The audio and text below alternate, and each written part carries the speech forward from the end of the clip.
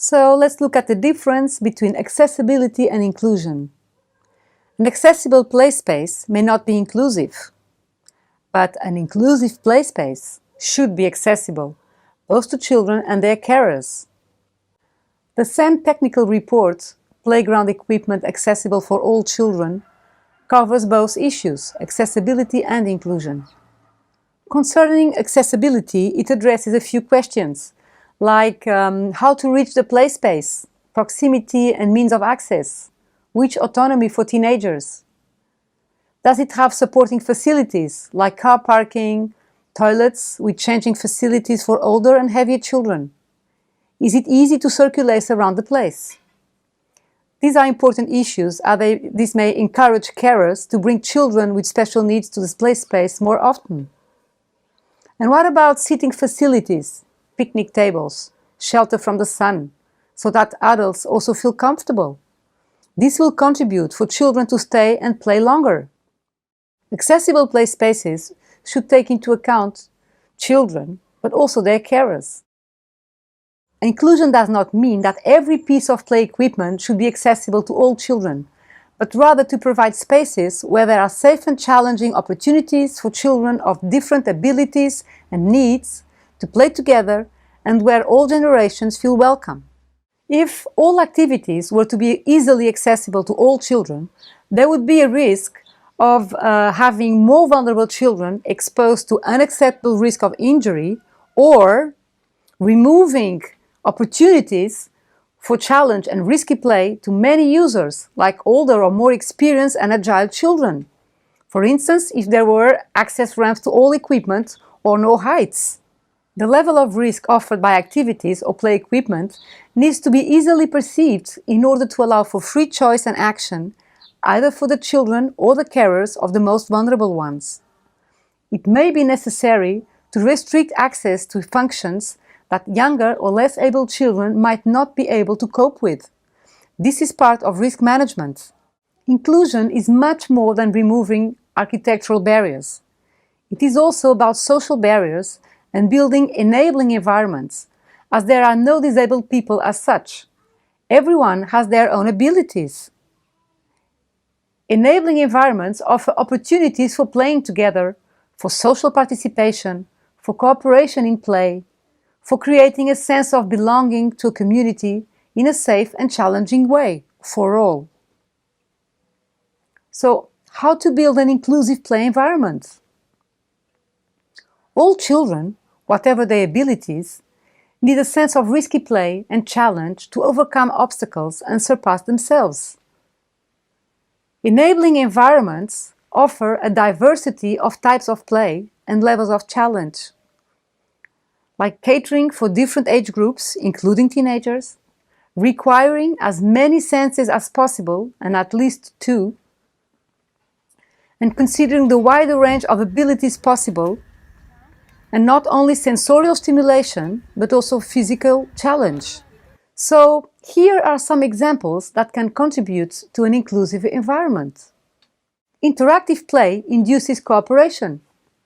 Interaction or the presence of adults can be reassuring for some children. Water play, sand play, music, all these are enjoyable for all generations. For multisensorial stimulation, you can offer a diversity of materials: soft, hard, loose feel, stone, metal, wood. Think of tactile sensations also for bare feet: gravel, sand, bark, water, grass. Introduce vegetation and plants. Think of places to sit, to lie down, to be together. The play provision can involve less physical risk and stimulate social relations, introspection, role play, and other sensations and skills. So, what to consider when choosing equipment for it to be more inclusive? Provision of equipment should focus on a wide variety of abilities rather than one type of disability. Opportunities for gripping, climbing, swinging, sliding.